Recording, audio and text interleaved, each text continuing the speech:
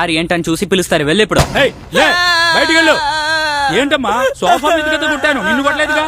ఓమ్మా. సమస్య ఉంటే పరిష్కరిస్తామని ప్రకటన ఇచ్చి ఇప్పుడు సమస్య వినకుండా బయటికి వెళ్ళమంటున్నారేంటి? డైరెక్టర్ రమ్మండి, ఆయన కలవకుండా వెళ్ళడం కుదరదు. ఇలా చూడమ్మా, ముందే ఏడు పాపు. డైరెక్టర్ అంతా లేరు, నీ ప్రాబ్లం ఏంటో చెప్పు, నేనేం చేయాలో చేస్తాను. మీ దగ్గర మా నంబర్ ఉంది కదా, వెంటనే ఫోన్ చేయండి. తర్వాత ముగ్గురు మనుషులు సార్ మోసం చేశారు, నీచులు.